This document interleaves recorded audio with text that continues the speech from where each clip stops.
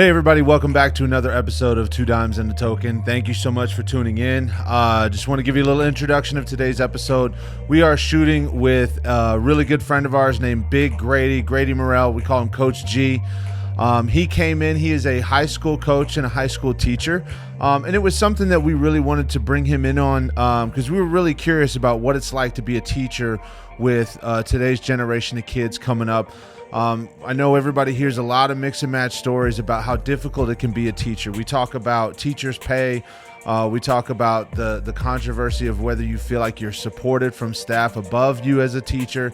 And he's really open. He was really an open book about it. Gave us a lot of his opinions. We also went into what it was like to be a coach in today's world of young athletes and young men and women. So you're in for a really, really great story. We also dive into a little bit of our history playing football together and have a few debates here and there about who was the best in certain things. So it's a phenomenal episode. We do have Spice of the Week. We have Drink of the Pod. We have the whole shebang. So make sure you guys go in, hit that subscribe button, comment on the YouTube, please. We want you guys to really embrace the Spice of the Week. Tell us about your week. Tell us the thing that's kicking you off. Tell us the thing that's bringing your week up just a little bit, or tell us the thing that kind of helped you get through a tough week. We want to hear about that stuff. So go into the YouTube page, go and click in there, comment on it, tell us your Spice of the Week. So without further ado, I think, we have one more thing on the docket. I apologize. We are still running the initiative for the donation towards the Tampa Bay Heart Walk. So 100% of our profits from our merch stores are going to go directly donated to the Tampa Bay Heart Walk.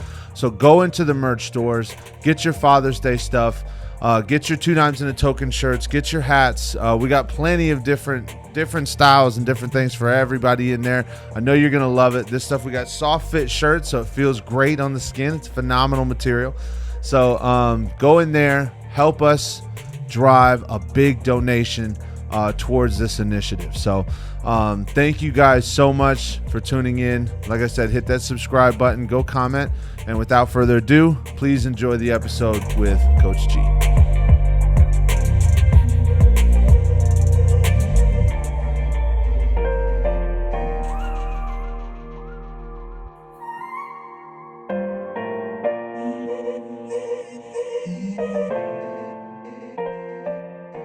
He had me take the shot last night by myself. I said, hey.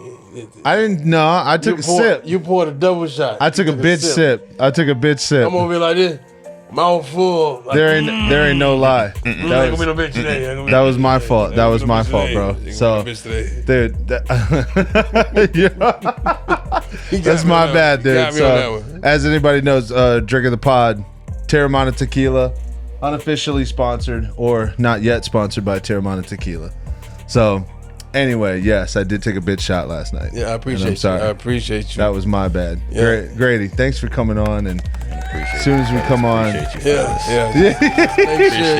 soon as we come on, Keon just started talking shit about me. Don't do what he did last night, man. We gonna take a chime to this. Like, are we doing? All right, we're gonna take a not a big sip, a little baby sip. Oh, I guess I didn't promote this. Here we go. That's fire right there. Okay. It's smooth. It's smooth. A little fire. Dude, yes. Fire. Okay. So, hey man. So obviously, we wanted to bring you on several times. We had some scheduling conflicts. Shit. Finally, we got you here, my brother. Grady's a little busy. My brother. You're a little busy. Hey man.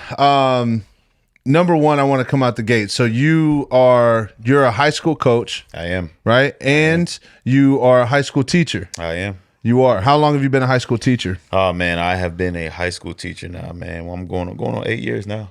8 years? But it's been a kind of a journey through the education world. I wouldn't say just a teacher. You know what I mean, I've got to enjoy the administration part of it too. You know, obviously I was dean of students for a little bit. Yeah. I was an athletic director for a little bit. So I got to see the administration side of it, but back in the classroom right now, really can't beat it. You know what I mean? But that's the life. You know what I mean? Education. Dude, how would you grade those different levels, man? What's the one that you enjoy the most, and what was the one that you found the most challenging? Oh man. The teacher portion of it is probably the most challenging because you're the most interactive, with the children day by day. You know what I mean? But I think the most fun I probably had, but it brought a lot with it, man. Is when I was a dean of students, man. I was a dean of students. Yeah. That's a lot of communication skills, man. A lot of having to de-escalate situations.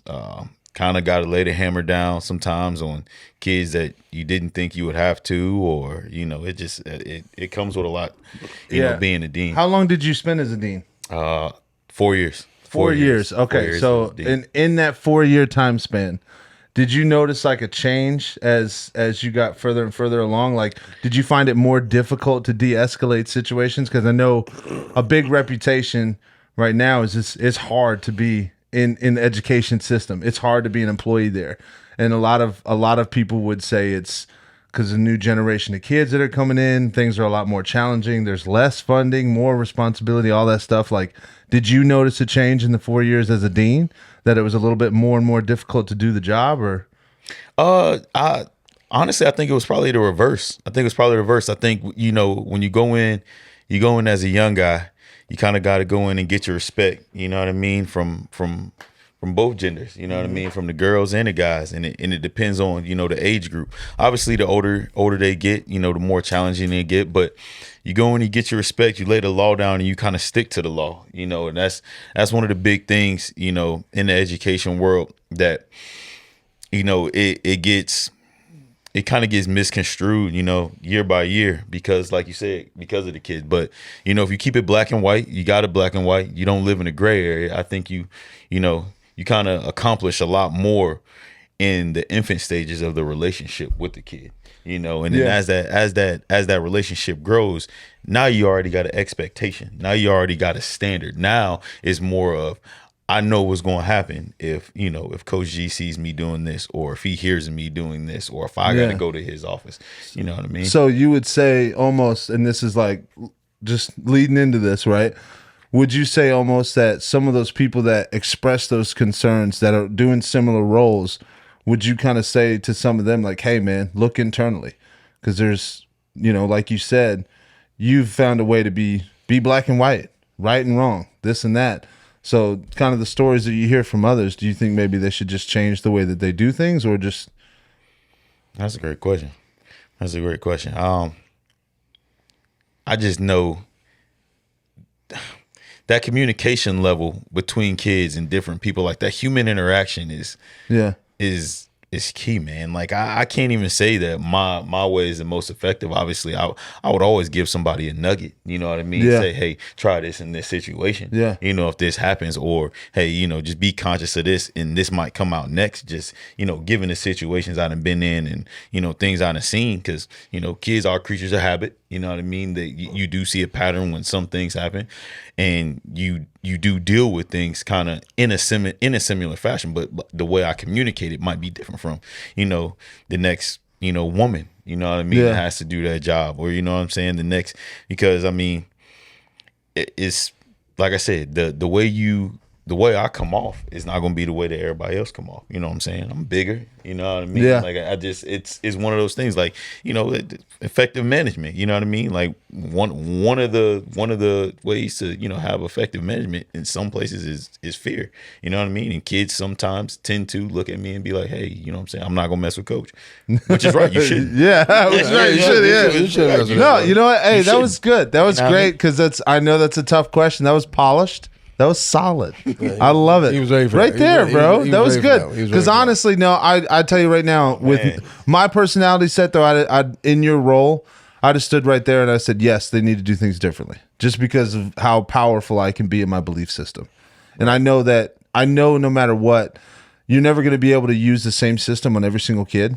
That's not reality. Right. But at the same time, people need to be flexible and change in order to connect with as many kids as they can. Correct. So no, I feel that. I mean, I'm gonna chime in and say one thing. I dabbled into it, like maybe I could be a teacher. I did the pair thing for a second, and I said, you got to have immense patience to do this job. First and foremost, I tip my hat to all you Grady's teachers. Like, what? Anybody that's in this field, you don't know what you're walking into. Any day can be a different type of day. I was at an elementary school and they was like passing out condoms, and I said, I'm not ready for this. Holy shit! You don't know. You think, these little gentle, angels. No, they come from parents that are just dealing with life just like you and I are. So you don't know what you're walking into. Second, I always used to tell kids, there's no situation that you've been in that I haven't experienced. That's right. Whether it's been with me personally or with somebody that I know. So don't ever feel like you can't come to me. So being a dean, I feel like it's kind of like a warden. Right. Like I'm here to lay down the law, but at the same time, I'm still someone that you can talk to. Right. If things need to be pushed in order in one direction or another. 1,000%. 1,000% correct. That's 1,000% correct. And again, like it's one of them things, effective communication. Like when you're talking to a child and you giving a punishment out, you know what I mean? But you got to get at why. You know what I mean? This is why this is happening. That's one of the things with the new generation of kids is every kid want to know why. Why do I have to do this? Yeah. You know what I mean?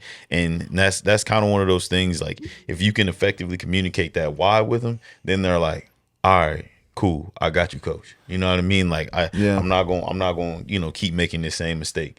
You know what I mean? And pouring simple nuggets in the kids all the time too, just giving them, just like you said, man, ain't no situation that we ain't never been through. You know what I mean? Like it's, every kid think that they getting away with something. Yeah. You know what I mean? At the high school level. Let me take that back. More at the high school level. Middle school level, man, they still a little my bit 8 more. and 9-year-old think they getting away with shit every day. Every day. Hey, how Avery is? She be like, yo, I'm doing shit my dad never thought of. Yeah. Girl. I'm winning. I'm winning over here. Like, he's getting away with everything. No, you know what? I don't want to lose that train of thought because I think you're 100% right. One of the big things that I've done as a parent, not as a teacher, but I've instituted as this is why I do things. Right. You know what I think is very hard for some of the people that are that are teaching in today's industry. I don't think there's anything wrong with them. I think that it's the same idea as police officers, right? There are 3 to 7 or 9 or 10% of police officers that give the rest of them a bad look. I feel wholeheartedly about that, right? Same thing as it is with teachers. But that's the same thing it is with engineers. That's the same thing it is with, nurses. It's the same thing it is with any industry. You're going to find a bad plot just because something's happened that's giving them a bad attitude or whatever it may be.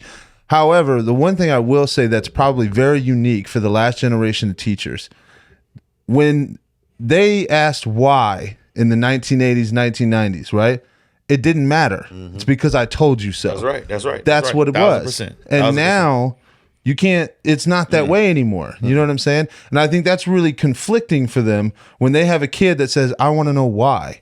In their mind, it's like, I told you to do something. There is no why. It's do it. And that's it.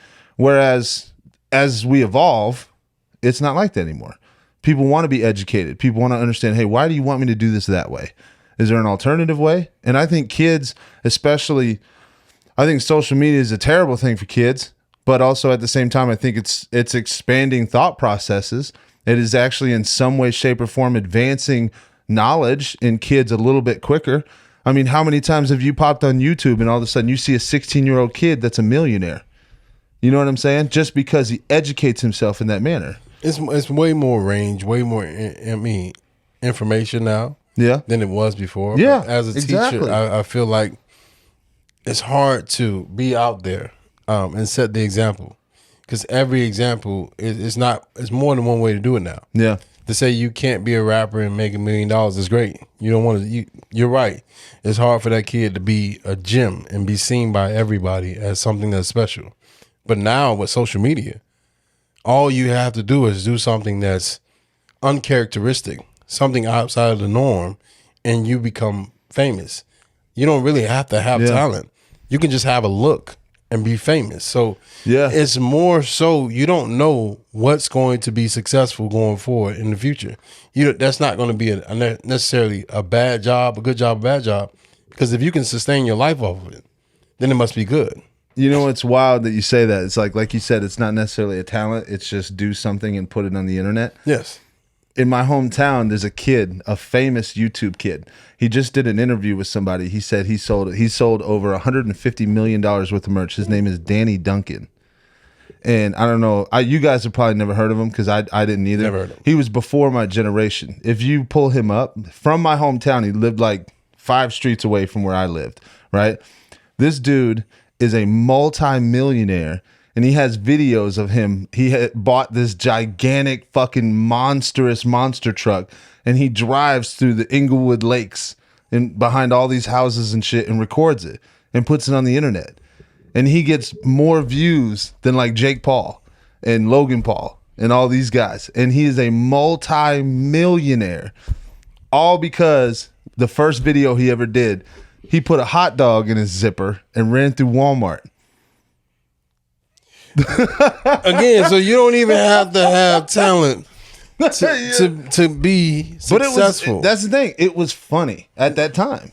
You know what I'm saying? And don't get it to, he made enough money to have a sustainable life. And now anybody that does watch Back from England, I'm not talking shit. I don't know the kid at all. But what I will tell you is the fact that he's obviously very intelligent at some point, because he built a multi-level organization, a multi-million-dollar organization, and he sold over $150 million worth of merchandise. So obviously he made some great decisions. He took advantages of the position that the videos put him in. So, you know what I'm saying? There was some education behind it, but I just thought that was wild. So and that's why I put it out there, like, to be someone that steers kids in what is quote unquote the right direction. Yeah.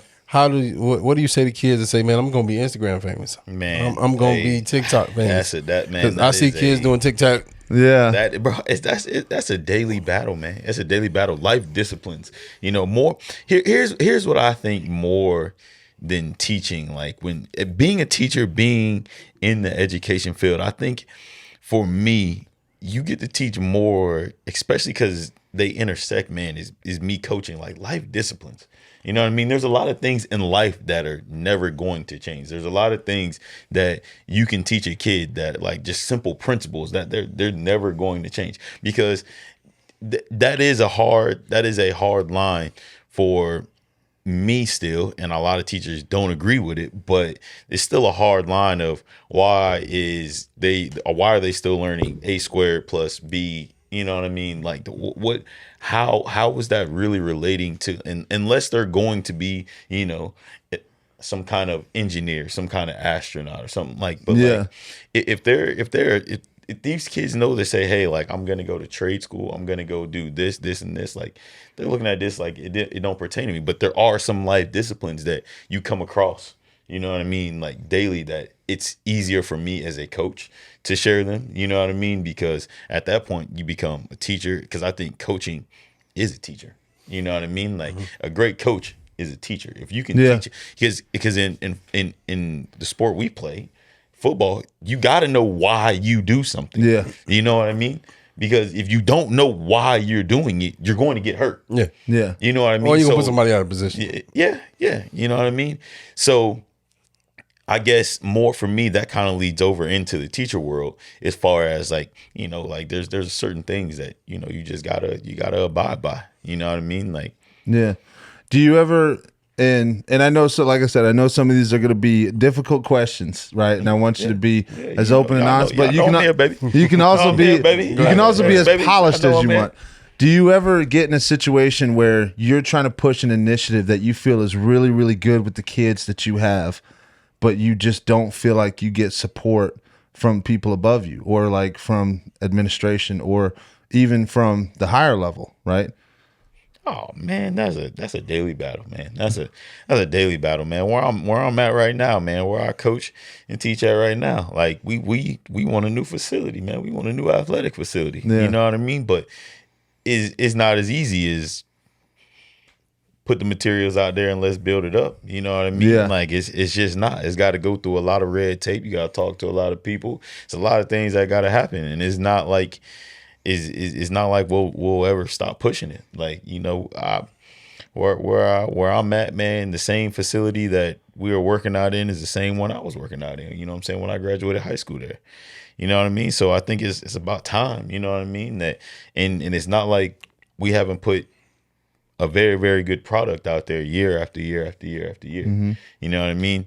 So yeah, man, it's always, man, battles of fighting simple, you know what I mean? Like, and that's from the athletic side, man. From the educational side, and there's so many different levels of educators out there, man. Like, you got your by the book educators, you got your teachers that go above and beyond that book, you got your teachers that don't even use the book, you know what I mean, in so many words, like, you know what I mean, like, you got your teachers that really are just there, you know what I mean? So they just exist. That leads to a real question, bro. right there. So, do you think all teachers should be paid the same? Dog, that's, man, listen, Key, that man, for the most part. In other words, we're going to clip this, is what you're saying?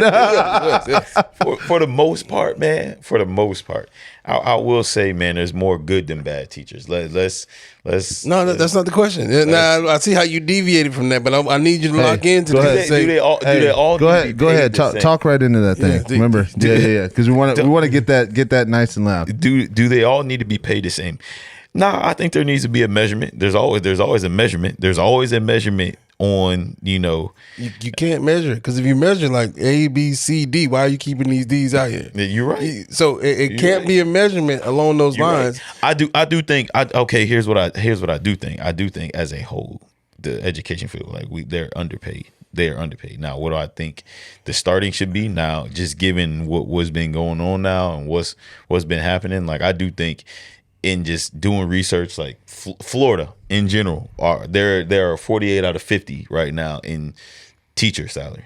You know what I mean? Like, so bro, they getting paid pennies compared to other states. There's other states where teachers are making six figures. You know what I mean? High school teachers, easy. You know what I mean? Easily every single year. Wow. You know what I mean? But, you know, it's the world we live in as far as Florida goes.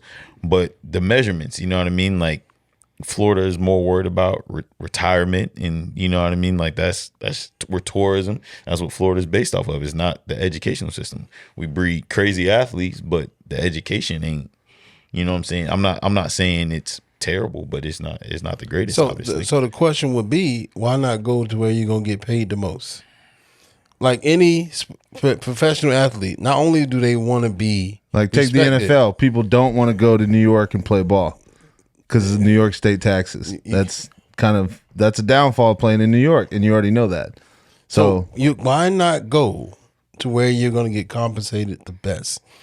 From one professional to another, I want to go where I'm going to get the most grain for the work that I put in.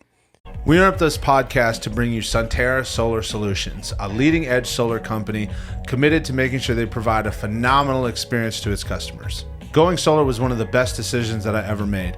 Not only did they provide me a no-hassle experience, it didn't feel like a sales experience. It felt like an amazing person-to-person having a conversation on whether solar was going to be right for me. I was fortunate enough to not only lower my monthly energy cost, but they gave me an option to be able to create a stabilized monthly bill that I could prepare around. I qualified for a new customer incentive that put cash in my hand after installation, as well as I qualified for a tax credit at the end of that same year after I had it installed. All in all, not only was it the best decision I ever made, I lowered my monthly energy costs, I stabilized my bill, I put a ton of cash in hand. It felt like I got paid to go solar. And my most favorite part that I haven't even mentioned, it eliminated my exposure to future increasing rates from the utility companies. So if you think going solar is the right thing for you, by all means, hit us up in our DMs. We can connect you with a sales associate today.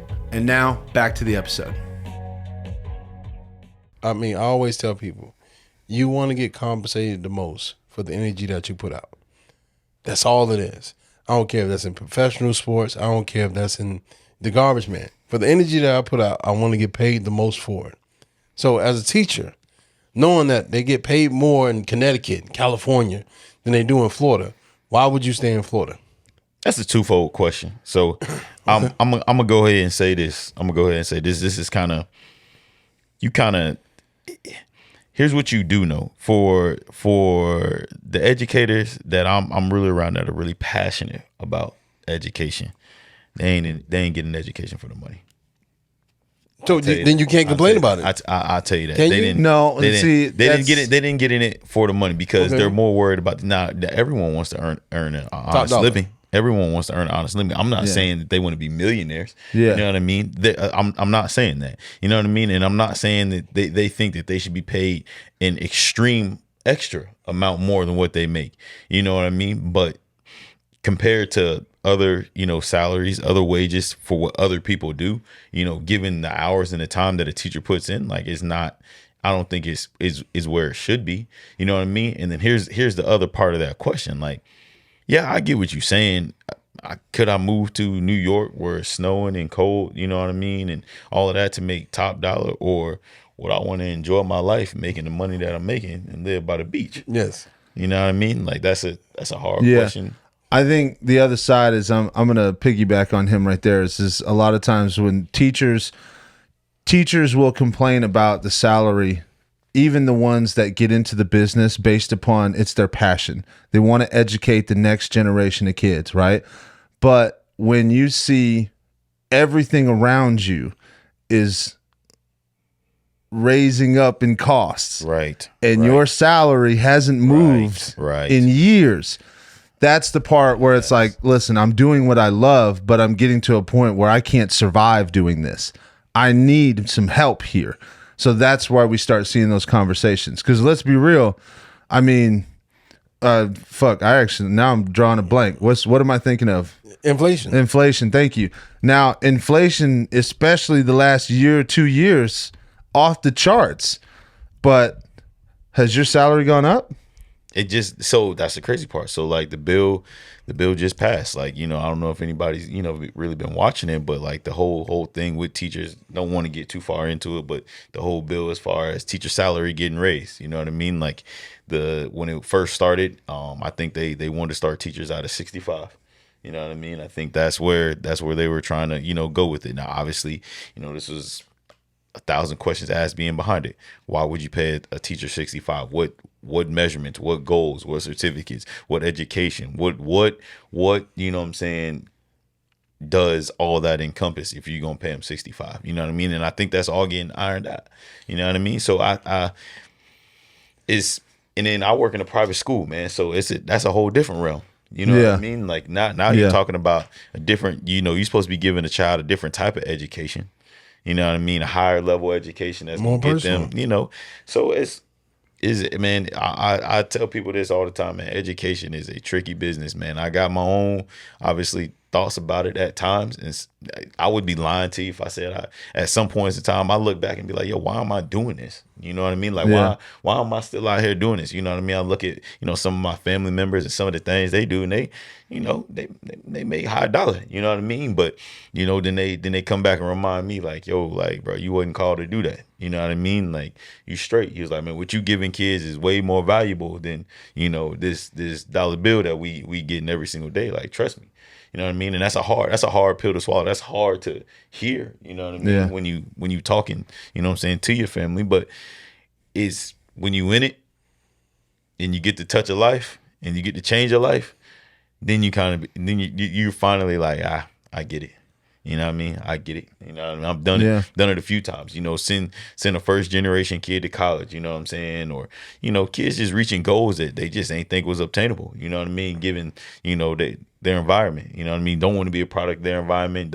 They want something different for themselves. You know what I mean? It's a cool thing to be a part of that process. You know what I mean? When that light bulb click off, you know what I'm saying, for some kids at times. How personally do you take it when a kid goes in the opposite direction of what you're just talking about? Usually when you see the successes of a young boy or a young girl and you feel uplifted, what happens when you've gone, because you're at a high school level?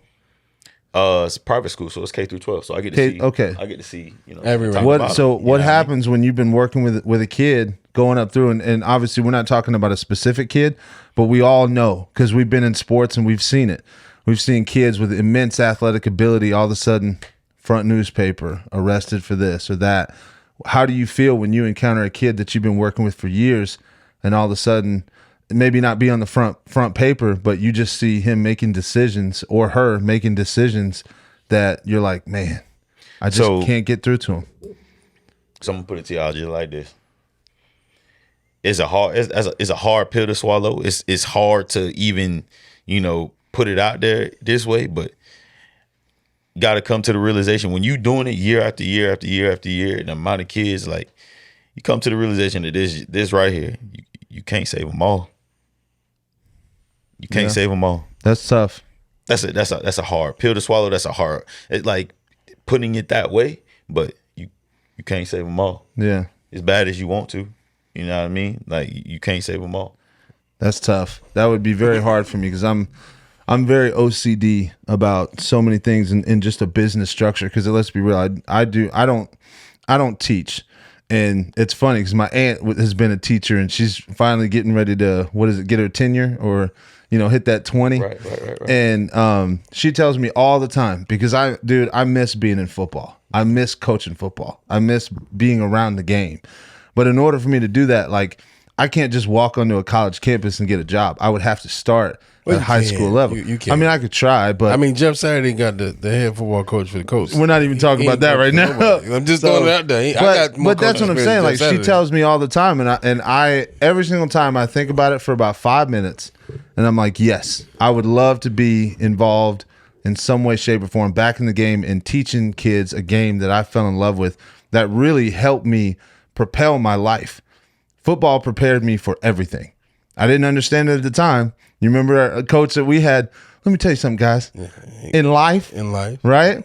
Now. We gonna switch over to that athletic side now. That's a whole. Y'all know that's a whole different realm. Well, yeah, we're gonna get there. Y'all know when I get to that one, Coach G wake up. You know what I mean? That one, Coach G wake up, man. So, but that's what I'm saying, dude. When she tells me that, she's like, you should come here where you graduated and you should coach. And I think about it 5 minutes and I'm like, God, I'd love it. I'd absolutely love it. Even with the loss of money. But then I think about, could I really handle that part of the job? No, I can't.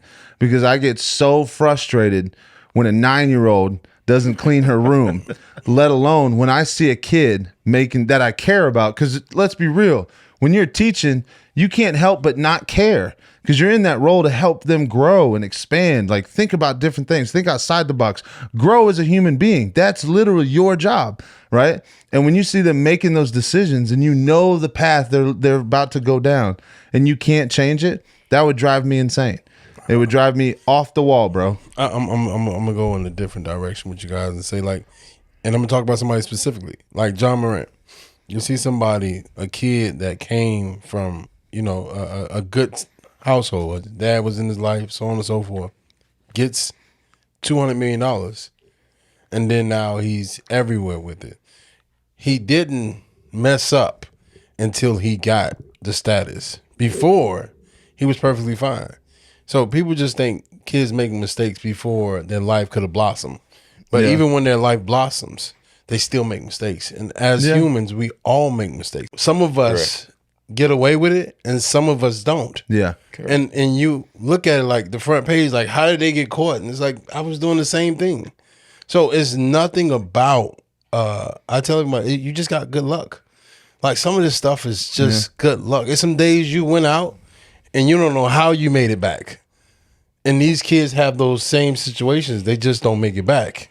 So I'm not mad about what, like, I'm thankful that I had luck on my side to keep me going forward. I had somebody that was praying for me, saying I want to keep him alive. So I say all those to say, wherever life goes, that's your journey. That's right. It's your bus. That's right. Wherever it takes you, wherever it stops, that's where you are. Right. And you have to be okay with, just like you say, you can't save them all, but I just say that's where his bus took him. It was something he was supposed to learn by going in that direction that I wasn't able to teach him. And I think, like, one of the biggest principles, man, like, that I try to instill, like, and it's one of those things that you can instill from a kindergartner all the way up to a 12th grader to us today, is like, is going back to what you said. Like, everybody has one thing in life. Like, when you look at it, you got a choice. Yeah. You have a choice. You know what I'm saying? Now, what your choice is on you. But you're making that choice based off of prior experiences, based off something somebody may have told you, based off of something that you may never know, something that you may just want to try. Just in general, you have a choice. You got a choice. The same thing. I mean, it's in anything you do. You know what I mean? Like from a 5-year-old making a choice to, you know what I'm saying? Like from simple things. From a 5-year-old, from sitting at a table and making a choice not to eat their vegetables to John Morant making a choice, pulling out a gun on camera. That's a choice. Yes. Yeah. You know what I mean? Like that's a choice. Yeah. And what you do after that choice is what makes you a human being. Because if you make a bad choice, which we all make bad choices, do you grow from it? Everybody can grow. Everybody can grow. Yeah. Again, back to that 5-year-old. Okay, I made a bad choice. I didn't eat my vegetables. Well, okay. Well, since I made that bad choice, here was my consequence for it. Now, do I make that choice again tomorrow at the table to not eat my vegetables? Or John Morant, hey man, I'm on camera. I make X amount of money. I do this, this, and this. I have this platform. I made a choice to pull out this gun. Okay, happened. Now I consciously had to make another choice again to do it again. Yeah. You know what I mean? So did you grow? Did you learn from that situation? It's everything. It's everything. I think that's everything we do in life. And that's what I try to get, really, that's what I try to get kids to understand like daily. You know what I mean? And then after that, like the small principles follow. You know what I mean? From you make the choice to get up and put your feet on the ground, you know what I'm saying? And say, hey, I'm going to be to school on time.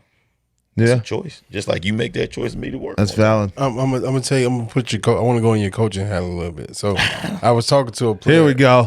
I was talking to a player. Now he's ready to rock earlier today, and the player told me like, I never watch film, but I know what I'm doing when I go out there. And Buck knows what I'm talking. Oh to my right now. God, bro. I was like, what? Never watch film. Never study my opponent. Just look at their stats. And you know what? You know what's fucked up? I'll tell you what. This person, and we're not. There's no way that person played with us. I'm telling. No, that person did not play with us. Oh, okay. I'm about to say I'm that person telling you. played with us. I know I'll I tell you would've had right a now. fit, boy. You know what's funny is that person. We're not going to say who. That person in their particular sport happened to eventually win a Coach of the Year award. Yeah. Like Swear, stellar. absolutely Stellar. true. Don't even watch film. Yep. So it's Bruh, no way, man. That we got to dead say serious. that person because That we're not person. going to say whether it's a guy or girl. Yeah, that right? person. That person Bro can tell you. individually. Yeah, that person individually said, "No, what you're going to do is I'm going to teach you to go out there and play your game. Your game. And you do everything the way I coach you to do it, and we'll come out winners." And they did. And they did. And I look at that. It's when it kinda comes wild to- if when you it think comes about to it. life. What sport? They were playing basketball. But you just got to coaching basketball, so you know for a fact you execute the game plan, and it goes off the way it's supposed to. Nobody's stopping you guys. Yeah. You're getting in your own way. Most of the time, that's what you're doing in life. I said that to say when it comes, she was on spot on because if you don't have to when it prepare for comes life. to that person, that person, I'm sorry, we're gonna bleep that. We're gonna bleep that. you normally get in your own way. If you set a plan and you execute that plan, that's what is required. I don't need to know what's getting ready to go. I don't need to know the weather. I just need to know what I'm doing and what I'm up against. I think also, and I feel like I'm prepared for what I'm going. I think to also go it through. depends too. Like if you're depending on what level you're on, there's certain places you could do that. Maybe. No, I look at that just in life. Like if you give yourself the right amount of, I want to say motivation. Man, I was just when I was playing football, when it came to hitting somebody, I was just really just telling people I'm not scared. Like when you're playing defense, you know for a fact it's gonna be some big guys. You see Brandon Jacobs coming through the hole. I just have to say I'm not scared and just go right through it. You didn't want to do that. He went back in the day with that New York Giants running back. You didn't want to do it, but you had to let them know I'm a man too. I put my pants on just like you do. I have to show you I'm not scared. So when you hear that, there's no film, there's no discipline behind it, and we still get success. What comes to mind? That's a tough question because that's why I asked like sport. You know what I mean? Like, and I don't. Again, I ain't gonna take nothing away. I'm just gonna base it off of our sport. Okay, our sport. The great ones ain't never gonna say they ain't never watching no film. There is not one great football player. I based out of our sport. that says that they didn't know their opponent inside and out, you know what I'm saying, by watching film. You know what I mean? And I'm just basing that off of football. I don't know. I mean, obviously I do coach basketball. I'm gonna tell you this, like, I don't think is no great basketball player. You know what I mean? When you talk about at the highest level, that said that they didn't go and watch film on their opponent and knew exactly what was coming, you know what I'm saying, on their opponent. Based out of those two, that's all that's my only, you know what I'm saying, opinion I got on it. I'm not gonna say from female, male, like I just think the great ones obviously watch film. I'm gonna tell you, this is gonna be my little caveat. I can tell you. You said from our sport. I'm gonna go to another sport just for the sake of argument. We got somebody like Steph Curry, right? Correct. Never seen somebody like him in my life. Correct. I seen Allen Iverson. I seen you. Kobe was just, MJ. He emulated his moves and so on and so forth. I never seen somebody that didn't care about your offense. If you don't know what Steph Curry did, watch a 10-year-old play 2K, run in circles back all the way up to the half court and throw it up and still make it. That's what Steph Curry does. Yeah, I'm not gonna say my man won defense player. You know, he's good at defense. He knows what he's doing out there. But at the end of the day, his game is offense, pure scoring. He's a shooter. He may not be able to stop you on the other end, but you got to be able to stop him.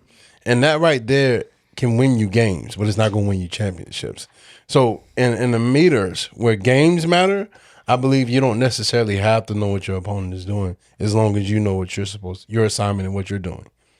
Whereas though when it comes to people like Kobe that study film on MJ, I know what moves works when consistently all the time where I can be at my top level and compete for a long time and no one can stop these moves given how I do them, how I deliver them. Let me ask you a question. You don't think Steph Curry watched defenses? I think he watched defenses. I think You don't think Steph Curry? No, I wanted to use him as a caveat because the way in which he plays, he didn't see somebody doing that. No. He didn't see somebody doing that, but he implemented what he had, his attributes based off of what he's seen still. You know what I mean? Like his attributes given, okay, I am this tall, this fast, I can shoot at, you know what I'm saying? This speed, this distance, like they did that obviously based off of what he's seen. Obviously, has he evolved? I think, man, there's a lot of dudes that involved the game, but they evolved the game based off of what they seen. But I don't think how does Steph do that? I think you hit the nail on the head. He based his game based upon his attributes. He can't go out there and do the same thing that LeBron does. Right. He doesn't have the body of LeBron James. I got to figure that part out. How can I be the most effective? You know what I'm saying? Given my attributes. Well, you know what? Hey, man, I can shoot the piss out of the ball 1,000 times a day. So my muscle memory tells me, you know what I'm saying? Like when I get from this distance, like, hey, man, like 9 times out of 10, this thing going in. But again, you know what I mean? Like you said, he got an effective game plan, but still, listen, he got figured out. That's why he home. Listen, since we're that's why he home. I don't think he still had that 50 ball on his way out. Like, man, listen, I'm not a Steph Curry hater, man. I like what he did. I love the way he, you know what I'm saying, he affected the game. I mean, he a little Ohio voice, so I wouldn't expect you not to. Man. So since we got your coach hat on, right? Since now we kind of dove into sports a little bit, because that's the other half of your life. Is you've been a coach for how many years now? Same 8 years, right? 10 actually. 10 years. You want to count our alma mater, baby? You Yeah. know, I was right. Yeah, there you go. You can't just leave. You just can't leave. Now you know what? Since we did have we we had another linebacker on here not too long ago. Yeah. I don't know if you know his name. What was it? Nate the Great. What was it? Nate the Great. Nate the Great. Right. Nate the So Great. we actually posed a question in that podcast. We said, who is the best linebacker in Weber history? And there was an argument on there going in. As a matter of fact, I want to tip my hat right now because I threw you into the conversation. Just saying, boy. Man. But who do you got, man? Because you have quite a bit of talent that came through that university. Man, listen, I'm gonna say this, man. Shout out to my dog Nate, man. He was different. Nate was different. Well, I got the pleasure of playing next to Nate for a year, man. You know what I'm saying? Like I think Nate was. I think he was an astounding, you know what I'm saying, linebacker, man. The way he understood the game, you know what I mean, the way he attacked the game kind of daily is he did. He was older than me, so I kind of, I got a chance to learn from him. obviously, man, my linebacker coach, man, defensive coordinator, Pooch. I got to be there with if we could say arguably the two best guys that that played linebacker, but I still, man, nobody really talk about my boy Bo. Yeah, I was going to say Bo. Nobody really talk about my dog Yannick. Yeah, you know them boys. Both of them boys. I mean, Bo was the guy that sealed the deal on UNC Pembroke. He had that pick to the house. Listen, right? Bo was, he was my Forrest Gump. I ain't gonna lie to you. Bo ain't look like he supposed to be out there at all. At all. He look like like what's this kid out here doing? But he never cared. He gave it his all. Man, listen, man. Like there's some now when we talk about what guys did do. You know what I'm saying, when they're there. Now, if you talk about what guys did do out there and there, man, like Pooch and they right at the top. But obviously, I always want to mention my name up there. You know what I mean? I was part of that first Sun Conference championship team. You know what I mean? Like I got the chance to play along. You know what I'm saying, with my guy Stephen Willis. You know what I mean? So I don't know, man. I don't know. And I had a different journey, you know what I'm saying, while I was there too. I lost my junior year because of some bonehead stuff that I did. You know what I mean? I lost the back half of my season. So, there is a skew in stats. Like, I don't care what nobody say. You know what I mean? There's a skew in stats when you talk about the back half of my junior year. I didn't play 4 years there. I got to play half of my sophomore year, half of my junior year, and then my whole senior year. But I feel like we had some dogs, you know what I mean? And I was what's funny about that, dude? I swear, I was thinking about this. I shouldn't say this. Bo, I love you, dude. Bo always he looked like Pete Davidson to me, but he was great at linebacker. Like, it was weird because he was such a lanky dude, but he was so tough. Yeah, man. And honestly, he had like on-field strength and speed. Like, whenever you saw him just walking around campus, you'd have been like, "Are you a long jumper?" Listen, or something like that. But that dude brought the wood, bro. He was tough. He was tough as nails. Grady contested on defense. You don't want to get ran over. You don't want to get ran through. Bo would get ran through like, but he's delivering the hit that just stumbles him off kilter to where you can clean it up. Yeah. He ain't gotta always, with his style of play, he didn't always have to make the tackle. Yeah. But he made the play. He made it easier for the DBs to come in the back. And now this person ain't running full speed at me. Yeah. Now I can flip him because Bo done already chipped him a little bit and he don't even see me coming. So Bo did all of the dirty work that nobody wanted to do. Yeah. And he made everybody that was on the side of him, like myself, look like a hero. Like, yay, like that. I didn't do anything. That was all Bo, man. Yeah. I appreciate you taking on that guard. So we're reeling back, man. Do you have an official stance? Do you have a guy that you think is the best of all time at linebacker at the great Weber International University? Man, I really not gonna say like I got an all-time great. I think you can go like a top 3 because, like I said, man, I feel like if I didn't lose half of my sophomore, half of my junior season, my stats would have been right there. You know what I mean? Yeah. Like, I think they had crazy stats. You know what I mean? He did have crazy stats too. Pooch had crazy stats too. He had like 150 tackles. Yeah, like, he was killing. Man, listen, man, I never take away from them guys. Them boys is animals. You know what I'm saying? They was animals. You know what I mean? But I was a part of more of a winning defense, and I had some more guys around me. You know what I mean?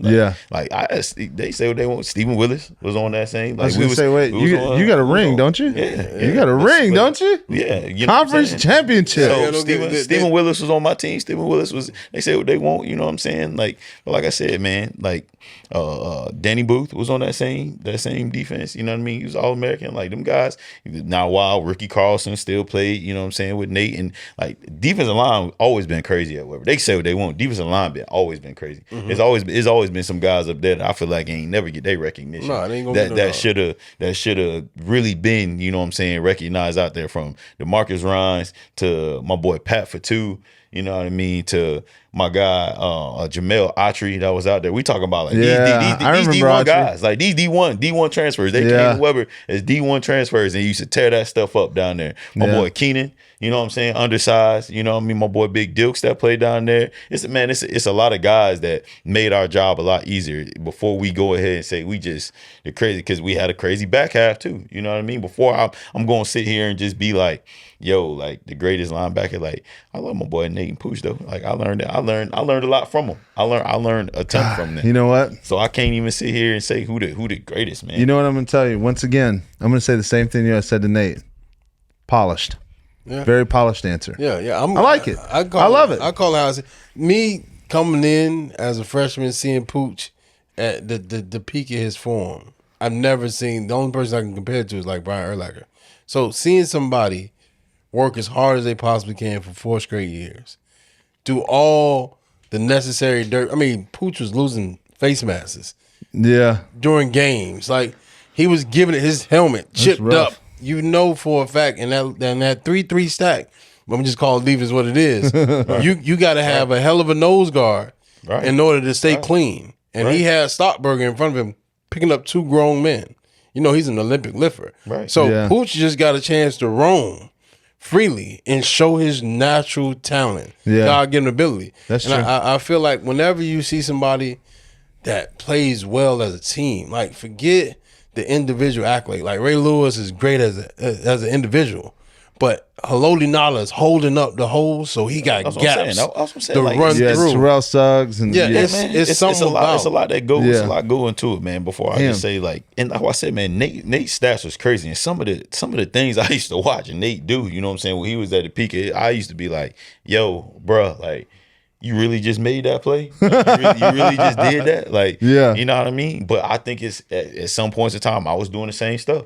You know what I mean? Like it's some stuff, it's some linebackers, it's some people that we ran across that like I feel like I was the only one out there tattooing. You know what I mean? Yeah. You know what I mean? Like, and that's wild. You know what I mean? Like, so is we had to, and we did have 2 different totally styles of play. Like me and Nate did. You know what I mean? Nate was, I ain't gonna lie, Nate was he was an animal getting from A to B. Like getting A to B, like he gonna get there. You know what's funny? I'm waiting because you know Pooch is gonna be on here too. Yeah. I'm very excited for that.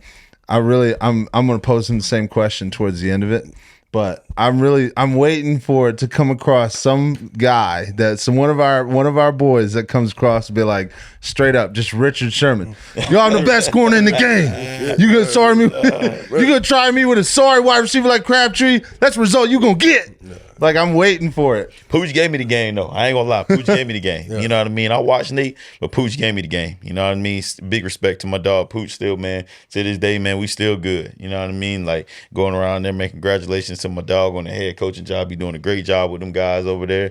You know what I mean? Like Pooch, here one thing that I know Pooch brought, you know what I'm saying? Like just as a human being, man, that man brought toughness. You know what I mean? He always had the edge about him. You know what I mean? Like even as a coach, you know what I mean? There was always that edge. You know what I mean? And then he always had that mind. You know what I'm saying? That's always one step ahead of a lot of stuff too. You know what I mean? He had that as a coach towards other coaches too. Like, when I was there as a GA, it was always like, you know, I'd say I would approach him or he'd be near me and I'd be having a conversation about, you know, something that's difficult about the game or something with my job in that particular respect, right? And it was never like, he wasn't one of those guys that would be like, yeah, man, that's tough. He'd be like, what are you going to do about it? You know what I'm saying? He always had that loaded question right there. Like, hey, I mean, you going to cry about it? Yeah. Or you going to find a way to fix it? So I pick up what you're laying down. I feel that. A lot of respect for him. He used to get on my nerves a lot. He used to get on my nerves a lot. He know he did. He know he did, man. But he did. He pushed me. You know what I'm saying? He pushed me. He definitely pushed me. He gave me that knowledge though, for sure. And I want to tell you guys is another thing. Pooch had like an unsung hero, a Robin to his Batman that no one talks about. I can't even think of his name as we speak. But my man had a neck pad. You know, like one of those. Yes, your head up straight. He had one of the rolls, right? Yes, right sir. next to Pooch. So when they would, I don't want to call out the coach. Our coach would call this play like, now I ain't gonna say green dog, but you have to go through the A gap, he got to go through the B gap. And Stomberg just holding people up. To see them do that rotation, it was like poetry in motion. Sometimes I was just out there just watching. And being that kid that feel like, you know, you should have been at D1, this school is beneath you. And then seeing these guys go out there and perform, I realized like, nah, it's a privilege to play with these guys. Like, don't feel like, and that goes to anybody that's listening. Don't ever feel like, you know, gracing that field that you're better than everybody else that's out there. Everyone had to pay. I'm gonna tell y'all like this, man. the coldest dude that I ever seen put on a uniform at Weber is somebody he don't never get talked about. Is my dog Tate. Tate, the reason why Tate don't get That's talked not. about. It's not fair. Tate, Right, it's not it was fair. one of the coldest human beings to put on a Weber uniform. You don't- Shout out to my dog Tate, man. The difference is you ain't even got to give Tate his flowers. Oh, my because gosh, Tate boy. already knew the game that was set up for him. What do you have? 10 picks in that senior Yeah, year? Man, like- defensive player of the year, man. Like, he didn't Had get all them D1 guys over top, man, was locking that stuff up, man. One side of the field was done for. Hardest work, one of the hardest working. Shout out to Tate, man, because like I said, man, I ain't gonna take nothing away from Nick, but boy, when you talk about just getting on that field and putting it up, man, Tate was different. I think Tate and Still is. And, Still is. I'm To gonna this say day. this: Tate was probably the best player to ever come through Weber. And that's going with VA. I don't play with VA. I was gonna say, playing in for the Bucks. VA played for the Giants and the Bucks. You're talking about someone that was disciplined, and he carried this hard hat to work every day. It wasn't even about like, bro, you ain't getting it in practice, so you already knew he was gonna perform the game. He had the footwork, Right. He had the discipline. Sometimes VA could be lazy because he's tall.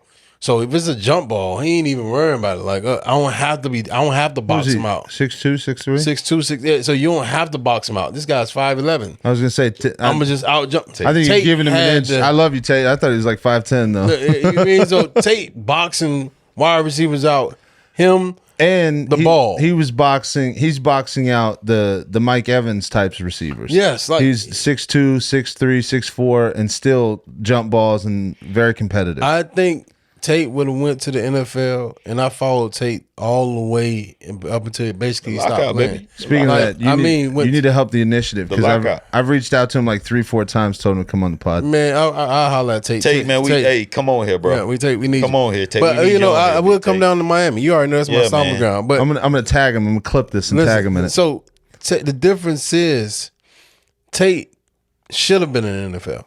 Mm-hmm. There was nothing about his game that wasn't polished as your Camardes and your Reeves and all that good stuff. He just didn't have the opportunity. I thought we went to Canadian tryouts and so on and so forth, and he showed out there. But whenever someone seen his size and where he came from, it was like, do we really want to put that kid coming from Weber onto the field? Like, if you got this kid from UM, and he could be trash, but he came from UM. And then you got Tate coming from Weber. See, you're getting into a discussion that which I would love to challenge certain GMs on it, and I get the stereotype. For instance, a great example of that. Do you guys remember when Washington, when they played the Buccaneers, the year the Buccaneers won the Super Bowl with Tom Brady? It was his first season there, and Taylor Heineke got called up to play. He threw like 3 touchdowns. He showed up against the Bucs. He had that diving touchdown, right? And then you fast forward a year, and they brought Ryan Fitz in there, and then he got hurt first game. Heineke played the whole season, consistent, nothing superstar about it, but he showed he can consistently play in this league. The next year, they brought in Carson Wentz, right? Carson Wentz comes in. He's a guy that's getting $24, $25 million. And then Taylor Heineke is getting $2 or $3 million. Naturally, what do? It's just like investing in the stock market. You're starting the guy that you pay $25 million. I'm expecting results out of that. Without a shadow of a doubt. Here's the part that, and I use that as an example for this. I think that there's way too much shadow in the NFL when it comes to where guys were drafted. And I think for some reason, guys that are first round picks or second round picks, they get thrown into it because, well, hey, I gave you that pick status. You need to come through. If I'm a GM and I drafted a guy that was a first rounder, right? And I have an undrafted free agent that comes in OTAs and then starts in mini camps and then comes into regular season camp, and that dude is outplaying the guy I drafted. In my mind, it doesn't matter. He's a better player in the moment. I'm starting him regardless of whether I'm paying him and he's going to be on the bench. That sucks. But I don't understand why GMs and coaches put guys out there that in some cases, I'm not saying this happens all the time, but we know that it does. Right. No, he was a first-round draft pick. He's got to be on the field. Why? When this guy's giving us a better opportunity to win. And I get it. I get the investment. I get the money investment part. But we all realize there are a lot of investments that don't work out in all things, whether it be money, football, anything. So if you draft a guy and someone comes in and is playing better and is just overall better, well-rounded for that role in that particular scheme, whatever it is, put the pride aside. Okay, maybe you have leverage to trade this guy. I have a guy that's a better fit. I don't understand why they don't make that switch. I think it has a lot to do with egos. You're around the most egotistical people in the world. And that's what I said. Put the ego aside. Second, you got to keep showing up. Like I love to use the person like Antonio Brown, for example, 6th round pick out of Central Michigan, and I regardless of what he did in the back end of his career, coming into the NFL, making a name for himself, making himself a household name, says a lot because he himself knew he only had so much of a window of opportunity, and he maximized it. And Pittsburgh, shout out to Pittsburgh for giving them that opportunity. I feel like he would have made a team anywhere, but they seen something in him and allowed that light to shine. And that's what you need. You need somebody to give you a chance. Everyone feels like, oh man, if you have talent, they'll find you. That's not a true statement. That's not always a true statement. That's not. If you have the right talent with the right exposure at the right time, that's what it boils down to. If I put my son in AAU, I have more opportunity for more people to see him. Yeah. Which could give him a better pathway in life. All we are missing is that one person to connect you with everyone else. See, I get that stuff, but all I'm saying is why do we live in an NFL where GMs don't recognize, okay, this guy's the best player, put him on the field. That's not how it's done. You're a first-round draft pick, so you got to play. To me that doesn't make sense at all. I'm playing my best 11 against their best 11. Just because this guy was a first-round draft pick, I made an investment thinking he's going to come in and change that part of my team, right? First-rounders are expected to come in and play, right?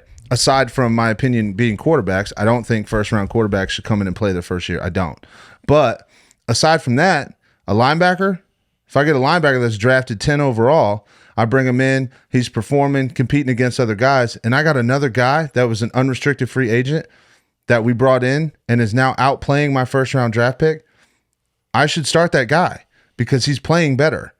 Does that make sense? Like, I don't understand why that's not done more often. I will say it does and it doesn't because I'm not going to pay you $6 million to sit on the bench and read the playbook. So if you're my quarterback and I draft you as a quarterback, I'm sorry to say this. Eventually, I want you to take helm of this team. And I wanted to go back to Grady in this sense when I said, if you have talent, they'll see you. Being a coach, telling these kids that. I had kids that were awesome that I used to coach, and they got the opportunity. And I had kids that were awesome that didn't get that same opportunity. Yeah. So how do you talk to these kids in this generation and tell them like, hey, you got a window. You have a window where people are looking at you. Make sure they like what they see. How do you go about preparing these kids for what? So that's another. I mean, it's another tough battle. You know what I'm saying, that you kind of got to fight. But that's all comes like, you know, when you build the culture of your program. You know what I mean? That's where it starts from. You know, kind of back to what I was saying, like as a dean, like the principles of your program. Like, and so one of those principles is always trust in the process. You know what I mean? And that's a hard saying. That's a hard thing for a lot of people, let alone kids, to come by. Trust in the process. Trust in the process that I get up every day, that I treat this like my job, and I go to do my job at the best of my ability every single day.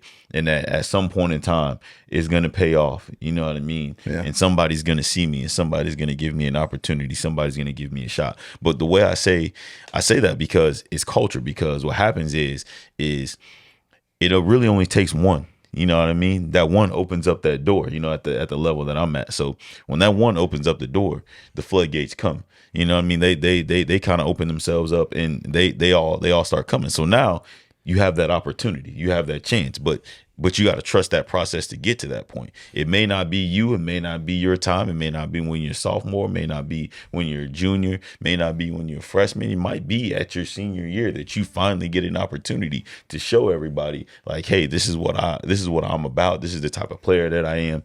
And again, like but I think that's over time. That's a culture thing. You know what I mean? If you had guys in your program that have been successful and have got the looks, have got the opportunity, now it's kind of bred in you when you're a freshman and you see a senior go off and do, what they wanted to do athletically or go attend the college that they wanted to attend. Now you're like, I can do the same thing too. So it's harder to I'm not harder. It's a lot easier to trust in that process, but that process never gets any easier. You know what I mean? And that's the same thing as a coach. You got to trust the process of that player. You know what I mean? That's another very, very, very thin line that you walk, you know what I mean, when you're a coach. You know what I mean? You got to, that takes literally average programs to good programs, from good programs to great programs. I just told my teams, I did the other day, man, I told them straight up, man, I heard a little quote and I've been going by it. And I think that is literally kind of forming. And I think our kids are finally starting to figure that part out now. I don't think it's going to happen overnight, but the quote said, man, good teams do it until they get it right, but great teams do it till they cannot get it wrong. Yeah. So I said, I love that. All right. Good teams do it until they get it right. Great teams do it until they cannot get it wrong. At that point, you pretty much policing yourself.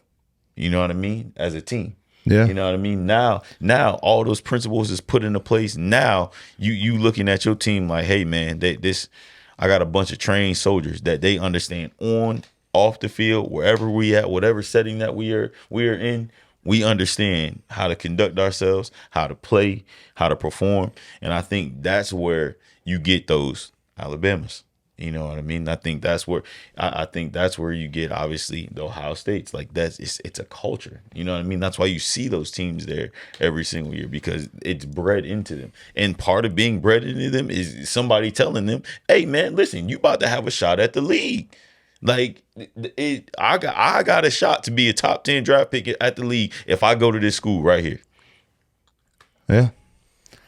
I don't think you could have mic dropped it any better. No. That's great. That was great. That was awesome. But this is my next question. I don't think he's ready for that. And this is I want you to think about this. What a lot of people don't talk about in sports is life after sports. Oh, yeah. So, I believe you have to prepare kids early. Not just waiting for them to get to college, not just waiting for the opportunities to come, but even after the opportunities come. We all have to hang up our cleats. It's no different. In basketball, you can play it to Jordan can still go out there and play 5-on-5. You got to play it differently. Right. When it comes to football, it's gonna come a day where you never put them pads back on, you never put that helmet back on, and you got to continue to move forward. 99% of that is 18 too. Yeah. So I look at that.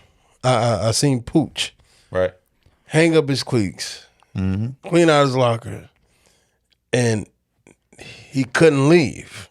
He went right into coaching because this is where he felt the most at home. This is where he felt the most alive, and I couldn't have welcomed him better with an open arm. I just sat on the sideline in awe, like, man, I don't know what it's going to be like when I get there. And I hope I can still hold on to that childlike joy of winning with you guys and not wanting to play out there, not wanting to scrap it up and show I can do the same damn thing, baby. Don't get it twisted. Right. My time has just come to an end. Right. So when you talk to these kids now, do you ever talk to them about life after all this discipline, after all this hard work, after everything you put in? That's the biggest thing with coaching, man. At the end of the day, man, them wins and losses don't mean nothing. You know what I mean? But you said that when you came here and filmed that loss today. As bad as you know what I'm saying, like, you want to win games, man. yo, man, what you're teaching them is way more valuable, man. Way, way, way more valuable, man. That's one of the things we pride ourselves on in our culture, man. You know, is the simple life disciplines that let's just go just straight to football, that football teaches you. You know what I mean? Like, it's simple things like you learn through football that you don't even understand. Like, okay, let's just at some point in time, I tell my kids, you're gonna be a husband, you're gonna be a father. You know what I mean? So you're gonna have to get through certain situations. And you're going to have to reflect back on times like this during football. That's going to get you there because we all three know football get tough. It tests your mental to the utmost. And you can't tell me that there's times that you think back to being like, man, dog, like, at least this ain't harder than, you know, us out there 2 days. And I mean like life situations. Like, it's going to be like, let's just put it out there. You get fired from a job. You know what I'm saying? Y'all got kids. You get fired from a job. And what football done taught you? Get on back up, keep it pushing. Let's figure it out. Yeah. Figure it out. You feel what I'm saying? That's what it done taught you. You know what I mean? And for somebody that ain't never played our sport, that ain't never been through what we've been through, they don't got that same mindset. But that's bred in us. You know what I'm saying? That's what we already know. Y'all got kids. I got to provide for my family. You know what I'm saying? So, hey, you know what? Hey, if I get fired, something happened, man, I got to figure it out. Yeah. Just like we got to figure it out on the field, and we had to figure it out together. You know what, dude? And I'm gonna piggyback on that. I agree. I touched on it a little bit earlier. Yeah. No, I have to because honestly, though, I think you're right. He touched on it. Wins and losses at the end of the day really don't mean shit. It's cool when you go to the NFL and you know. That's what I'm saying. It really doesn't because I'll tell you the story. Right, my high school, my freshman year, right, we went 12-4. And we went to the second round of the playoffs. We lost to Tampa Jefferson. And we lost based on 2 kickoff returns, right? And it was the saddest thing. So my first year on varsity as a sophomore, right? We went 1-9, right? My junior year, we went 1-9. In the one game, that was a waste of 2 years. Oh, here we go. You ready for this? In the one game we won, we were up with 4 seconds left, and we just got the ball on a 4th down turnover, and we ran out and ran victory formation. We had no clue how to win. This is how you know we didn't know how to win. When we called victory formation, every one of the offensive linemen took a knee with the quarterback. Right? Bro, it was bad. Right? Bro. Oh yeah, go ahead. You ready? Get ready for this. My senior year, we went 1-9, and you know what the funniest thing is? We played 3 years. Oh yeah, it was bad. We went down to Orlando Jones. We played in the old UCF stadium. This is before they got all the. I guess it's a new one.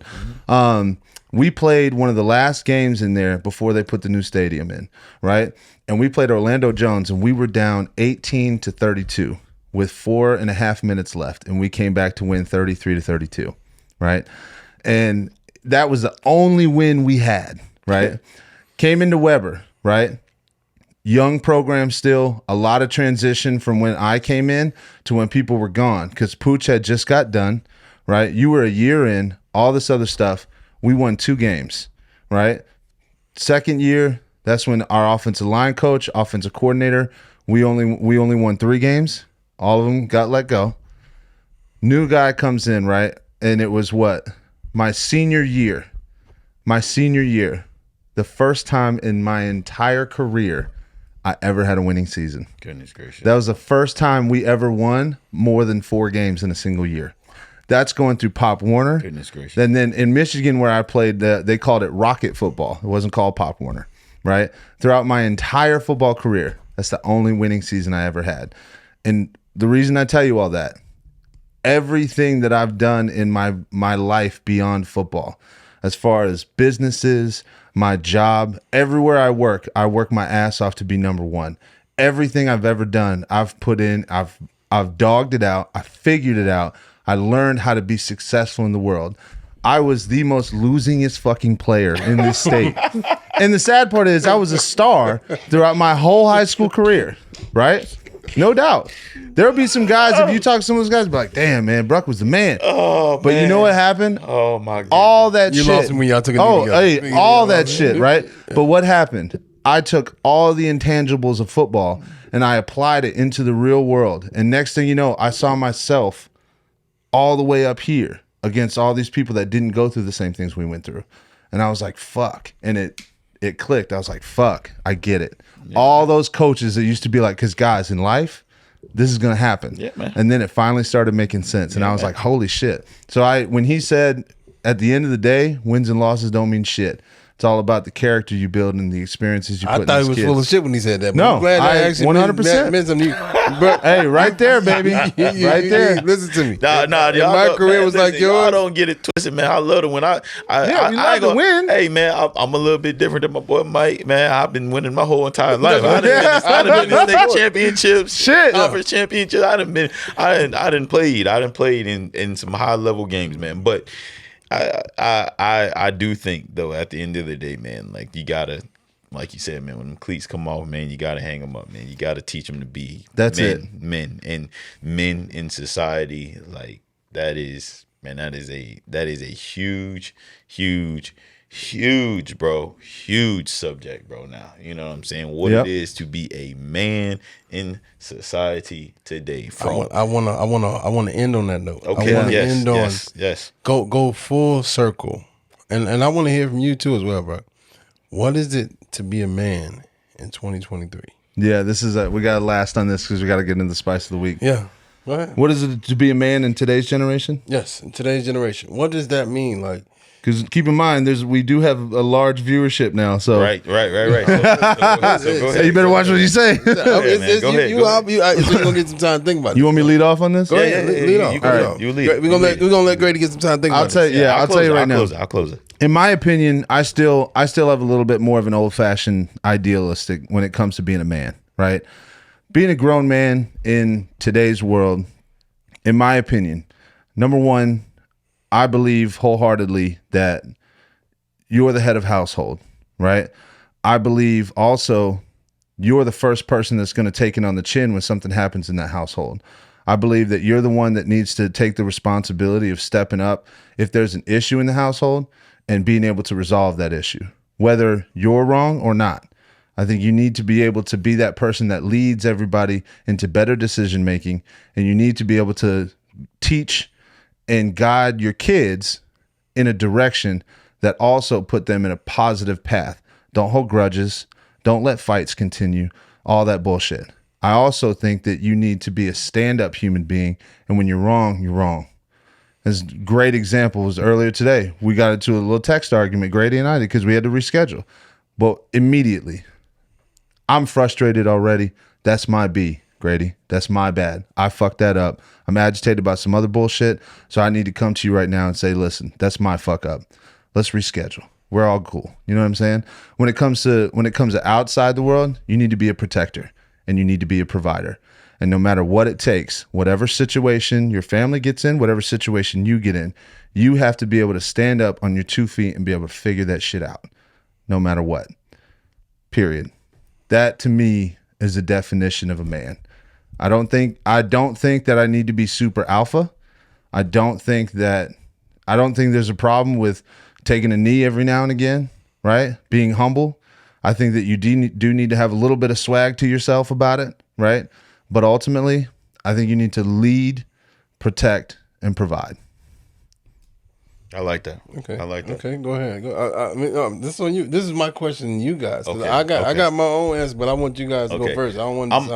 I'm almost ditto to what you know. What I'm saying my man Mike said. I can't even really deviate, too far off of that. Man, being a man is obviously, first of all, man, being able to stand up on your own to go out and figure it out and go get it on your own. You know what I mean? Like I think that's when you look back to it, being a Christian man, God created man first. He created man first for a reason. You know what I mean? And you gotta go figure it out. Are you always gonna make the best choices all the time? No. But like my boy Mike said, man, you gotta be able to face them. You know what I mean? You got to be able to take them head on. When you take them head on, you got to figure out, like I told you before, man, how to grow from them. You know what I mean? And sometimes your growth has to affect other people around you, your family around you, whether if it's your siblings, your mom, your dad, it doesn't matter. You know what I mean? You gotta affect other people around you, with your growth. so just in respect, one thing in society that people kind of get misconstrued too is that word respect. You know what I mean? Respect everybody for, who they are. You know what I mean? And what they got going on. That don't mean you gotta agree. That don't mean that you gotta be, the best of friends with everybody and everything. But, the respect part, and you earn respect. You definitely got to go earn your respect. You know? And I think from there, you grow relationships. I think that's a big thing for men to do, man, is, sometimes people, or men, I should say in general, like you were saying, man, you try to be too alpha. You know what I mean? You try to be too and I think some of the best alpha males are the ones that say the least. You know what I mean? Some of the greatest alpha males, some of the greatest leaders out there, man, they don't got to say a word. You know what I mean? For them to be recognized and to be understood, and I think part of that is built off of, like I said, relationships. Some of the greatest alphas out there are the men that they build bonds with, just millions and millions of, souls. You know what I mean? Whether it be directly, indirectly, through a camera. Like, I think those are the greatest men, that are out there right now. And, you standing up, being able to do it on your own and going to get it on your own, like, you all right with me. I'm gonna end it with this one. This one, you guys said a lot, and mine is much more simpler. I said, to be a man, you have to lead a path worth following. Mm-hmm. Yep. I like that. Has everything that you guys encompass. Yeah, I like it because nobody's following. They don't feel safe. No one's there if they don't feel like it's going to be beneficial. Like, so you have to lead a path worth following, and if you're doing that, I don't care if you're a dad, I don't care if you're a coach. If people are following behind you, that's men stuff, because they see something that's different than anything else that they experience. They gravitate towards it. And I said this earlier in one of our other shows. It's called history. His story. So if you leave a path worth following, people are going to want to hear about his story. Yes, sir. Yes, sir. When you think about Tom, 7 championship, his story. That's a path worth, that's man, the things that he did in order to get to where he was going, that's a path worth following. Like, so I wanted to say all that to say, it's not hard, you guys. Being a man, most people feel like you have to check so many boxes. No, man, you just have to be accountable for the things that you do. Accountability. Yeah. Accountability and responsibility. That's it. I feel you, man. That's damn got me fucking hype ready for the spice of the week. Damn it! I felt like if I said that in the beginning, you guys would be like, okay, yeah, you got to get. Let's ride. So, are you familiar with spice of the week? I am not. Okay, here we go. So, spice of the week is every single week we come on, and this is another way that we try to get people involved. Make sure you guys leave in the comments what is your spice of the week. All right, what is your spice of the week? So it is basically something that happened in the last week. Some people have a really shitty week getting started. Some people just kind of coasting. Some people start out with a great week, whatever it is. But there's usually that one moment that happens in your week where you're like, damn, that was sweet. And it can be something big. It can be something small. Sometimes people have uneventful weeks. But a great example is he had a story that he told about his son having a big accomplishment in football. And then he had a story that he told about a Christmas story where a guy just gifted him $100 and said, go get Mikey something else, right? I had a story once where I was having a little bit of a whatever week, couldn't sleep one night. Next thing you know, I see this beautiful ass bowl of fucking cereal. And that shit was delicious. And it smacked. And you felt good about it. You know what I'm saying? So the whole thing is, what is something that happened in the last week that stood out to you that just kind of like, damn, that was nice. And it made you kind of finish the rest of the week strong. So we'll start off with Kanye's here at the end. Mine real simple. Me and Brooke got a wedding we going to next week. And I like to actually when this comes out though, it'll actually have already happened. It would already happen, but I hope we show pictures from that. Yeah. I get my son and I say, son, we got a wedding to go to. And he's like, Dad, we got to suit up. I say, you damn right, we got to suit up. So we go to the shop and we go get tailored and everything like that. And he's in the mirror, feeling himself with no hands. Yes, sir. He put on the vest. And he said, Dad, I feel like a waiter with this vest on. I said, so What does that mean? He's like, I'm the best looking waiter you ever seen. Yes, and I sir. see Yes, him sir. with Yes, this sense of confidence. And I say, kids in this generation, they lack confidence. Right. And he didn't lack for anything. Yeah. And it says a lot to say you're building a man when he got that confidence, that swagger like daddy. Like that. That we had a song growing up. It's called "Stunting Like My Daddy." That's Shout out to right, Lil that's right. Wayne, Shout out to and Wayne, man. just had me and him doing that together. I say, these moments, you don't need a camera, you don't need nobody to record it. You just gotta live this moment in and understand like he's excited to be just like you. So that's my spice of the week. That's great. I love that. See, was great. His is always deep and hard to follow, so I'm glad you're next. Man, I think mine's kind of simple too, man. It's kind of been a grind this last month, man, and this last week, finally kind of we've been out of school for this last week. It's my first week really being out of school, and we didn't take any breaks as far as workouts goes for our football guys. So we've been up, Monday, Tuesday, Thursday. I was up before that, trying to get a little work into myself, and Wednesday, I finally got out, man, and got a chance to play a little bit of golf again. You know what I mean? Got a chance to swing my clubs, man. And it just, man, golf is obviously, it's a relaxing time. It's a relaxing feeling. I wasn't really too happy with a shot. You know what I mean? Like I played probably about 3 or 4 weeks before that. I actually played in the Weber golf tournament with my dad. I was mad I couldn't go to that. I played in the Weber golf tournament. I was real mad. We had a school golf tournament, and then I played a couple times before that. Not no scratch golfer, man, but I like to hit a couple shots that make me come out and play. You know what I mean? Every now and again. But man, yeah, man, I broke triple digits, man. I shot a 101 and I had just shot, 96, 94, was getting my score down. I had one of those days. So I kind of was a little upset, you know what I mean? In the grand scheme of things, like, you just out here a couple weeks ago and, you shot so much better, you know what I mean? And, I got to the last hole, man, and it kind of just stood there, and it was, it was middle of the day, kind of just stood there, and I was just like, this is dope. You know what I mean? Like, I'm blessed. You know what I mean? Like, I'm thankful. You know what I mean? I'm blowed out here. I'm shooting, this 101, 102. Like, I'm blowed. I'm shooting. But at the same time, I'm like, man, I could be at work. You know what I mean? Better yet, it could be, bad weather. I couldn't play. Better yet, man, I couldn't even have legs to even do this, sight to do this. You know what I mean? I'm blessed. This is dope to be out here, you know what I mean? Enjoying my time. And that kind of, for me, that kind of was my kickoff, you know what I mean? For summertime. Kind of my reset button, getting ready to go on a few vacations.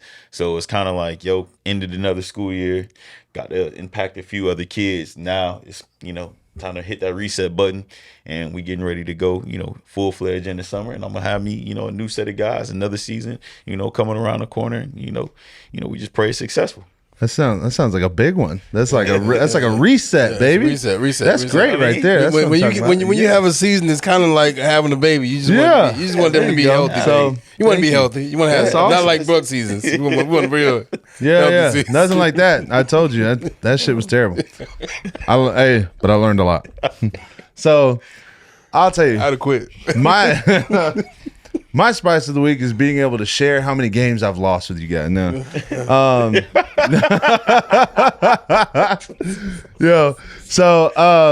Straight up, dude, this, again, mine is very small. Mine's very petty. I always look at the little things. That's one of the things that I've, for some odd reason, over the last 10 years, I have looked at the little things and tried to make something big out of it. I don't know why, but one of the greatest things that happened to me was, for the first time in about 3 months, right, I was able to get back in the gym.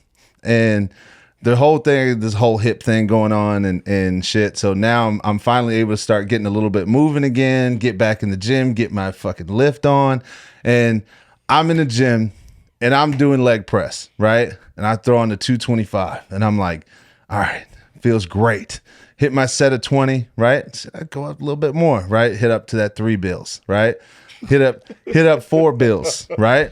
Get to the 5er, right? I'm like, damn, I'm feeling phenomenal, dude. And I'm telling you right now, I hit right about that 10 rep on that 500 on the leg press, and shit just collapsed. And I don't know what happened. Thing comes down, 3 dudes had to come, oh shit, and they lift it up, no lie. And I rack it, and they were just like, oh shit, dude, you all right? And I was like, yeah, I meant to do that. Oh, shit. right? And the good thing, here's the best part of it. This is why I felt good. I got up and my legs gave out, muscles gave out because I haven't been working out.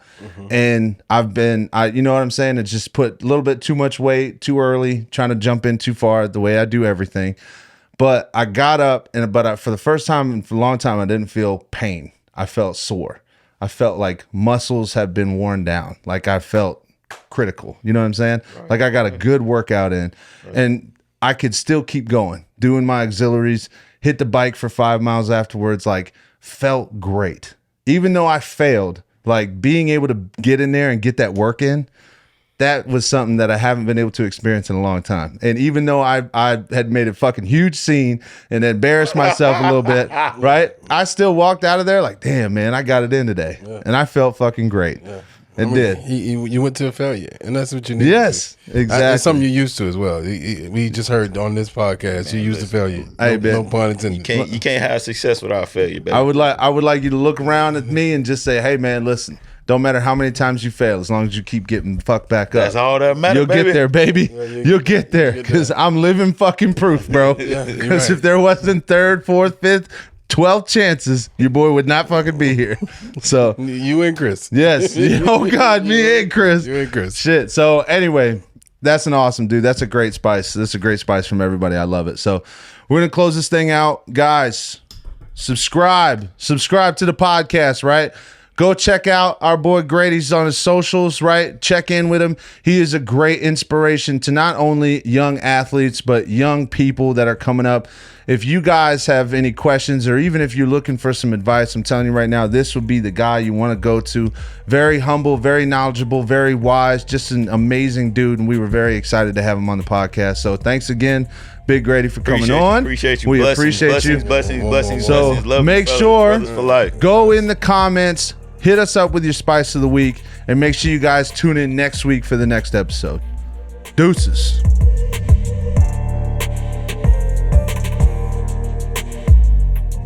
2 dimes and a token. Do you make Rosie?